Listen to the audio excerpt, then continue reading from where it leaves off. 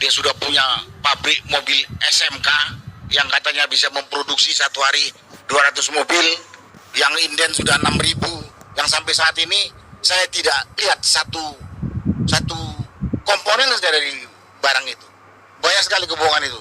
Dari katanya anaknya nggak tertarik di dunia politik, kemudian kebohongan lain yang luar biasa, berubah undang-undang dan segalanya. Jadi kita tunggu. Kalau tidak bisa sekarang, kita tunggu dia turun dan harus diseret. Rezim yang akan menggantikan, jangan membiarkan kebiadaban yang telah dilakukan oleh Jokowi. Jangan hanya karena dikasih amplop dan dikasih bansos, kamu pilih itu orang. Seperti ini sekarang. Silakan bandingkan apa sih manfaatnya Jokowi 10 tahun dan apa mudaratnya Jokowi 10 tahun. Tujuan kami bicara ini karena menghendaki anak cucu kita nanti atau generasi setelah kita ini nanti rukun, damai, sejahtera, kuat dan membanggakan negara kesatuan Republik Indonesia yang kaya raya ini. Katanya kaya, tapi nyatanya keadilan tidak ada. Yang kaya segelintir, banyak gelintir menderita.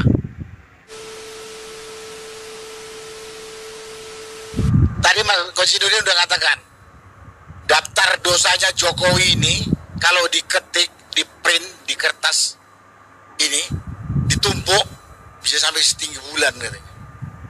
Dari situ saja sebetulnya kita sudah bisa bayangkan. Sudah kita bisa bayangkan. Manusia ini sudah seperti apa merusak bangsa Indonesia, menuduh negara kesatuan Republik Indonesia selama 10 tahun ini. Selama 10 tahun ini, kebohongan yang telah dia ucapkan sudah demikian banyak. Ya kalau saya katakan tadi, kalau Mas Koji Nurdin mengatakan kalau diketik tumpukan kertasnya bisa sampai ke bulan, saya katakan kalau dijelaskan daftar dosa Jokowi ngerusak bangsa ini, mungkin satu hari nggak cukup kita ngomong 12 jam. Ya, kejujuran tidak ada, keadilan tidak ada, kejoliman dan kebiadaban luar biasa, luar biasa. Ya, kebohongannya kita udah nggak perlu lagi sampaikan. Dari mulai katanya dia sudah punya pabrik mobil SMK yang katanya bisa memproduksi satu hari 200 mobil, yang inden sudah 6.000, yang sampai saat ini saya tidak lihat satu komponen saja dari barang itu, dan lain-lain kebohongan. Ya, dan lain-lain kebohongan, banyak sekali kebohongan itu. Dari katanya anaknya nggak tertarik di dunia politik, pembunuhan di kilometer 50. Tapi menurut saya bukan itu saja. Kematian petugas KPPS yang 800-an lebih itu tidak ada pengusutan. Kasus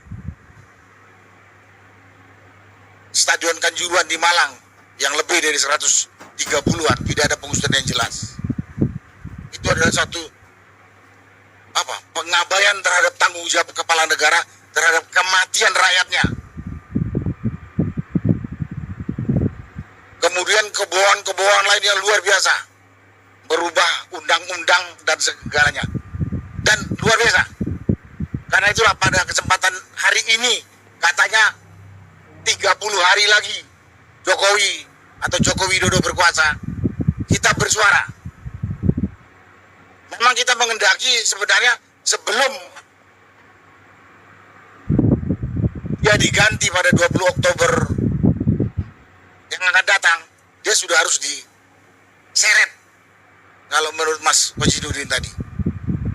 Tapi karena dia punya kekuatan otoritas presiden dan dilindungi oleh aparat-aparat yang sudah dia kendalikan,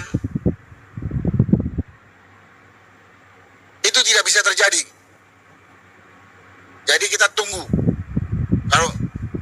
Kalau tidak bisa sekarang, kita tunggu dia turun dan harus diseret. Kenapa kami menuntut itu? Karena kalau tidak diseret, diadili, yang kondisinya nanti terserah mau hukum mati, hukum seumur hidup, atau digantung di mana saya nggak ngerti. Tapi jelas diseret dan diadili. Ini menjadi presiden jelek bagi bangsa ini ke depan.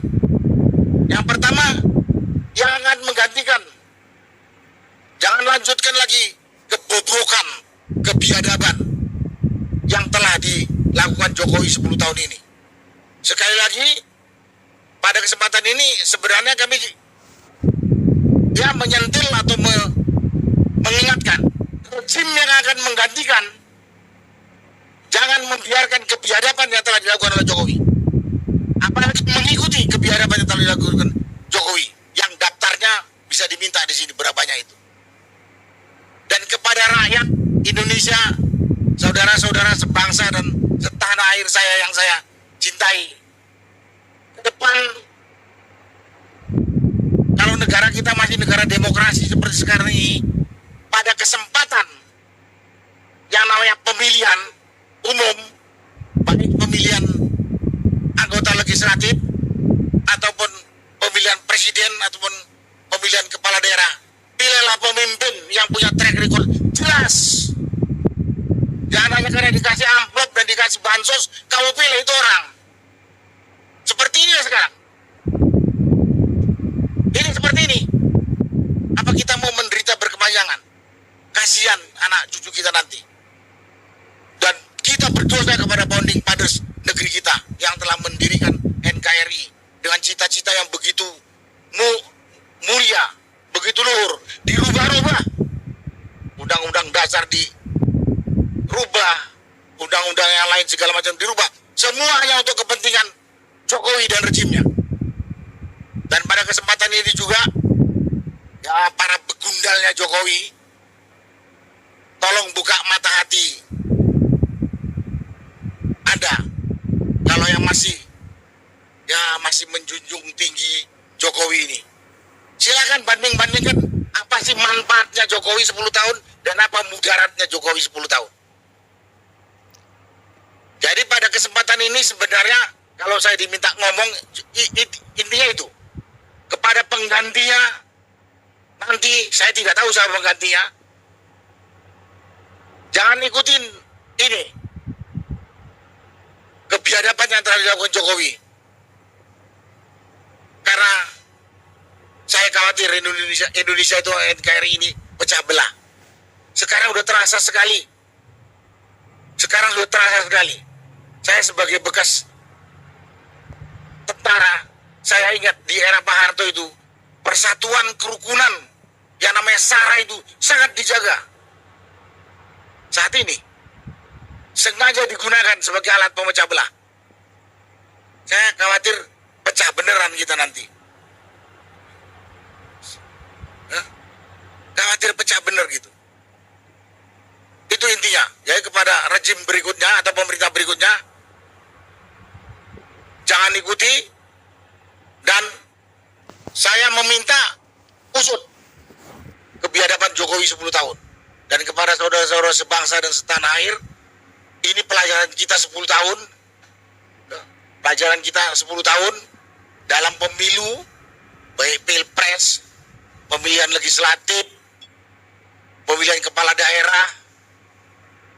Janganlah kita memilih yang tampilannya sederhana. Kayaknya tampilan sederhana pada penipu besar.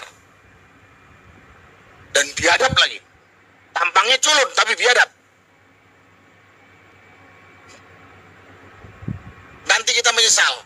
Ya mudah-mudahan anak cucu kita nggak semenderita era kita yang ada di sini gitu.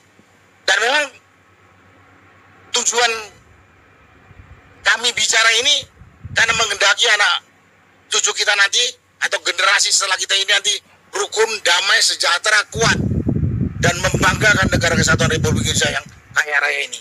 Katanya kaya, tapi nyatanya keadilan tidak ada. Yang kaya segelintir, banyak gelintir menderita. Saya sudah lihat di PIK. Rakyat itu hampir gak punya daya sama sekali menghadapi pengembang rakus dan pemerintah biadab ini. Dan saya juga baca artikel kayak apa di Rempang dulu dan lain sebagainya. Dan di tempat lain sekarang masih berjuang atas penindasan yang terjadi. Itulah pada kesempatan ini yang perlu saya sampaikan. Intinya meminta kepada pemerintah berikutnya tidak tiru, perbaiki, tuntut semua tindakan Jokowi. Yang kedua, pada kesempatan ini juga kepada seluruh saudara-saudara sebangsa setanah air, mungkin kita bisa mengambil pelajaran dari era kepemimpinan Jokowi ini. Kalau pada saat pilpres, pileg, pilkada, jangan tergoda dengan amplop, jangan tergoda dengan bansos. Habis itu kita mendapat pemimpin yang tidak jujur, tidak adil, dan biadab. Habislah kita. Itulah yang bisa saya sampaikan pada kesempatan ini. Terima kasih atas kesempatan yang diberikan.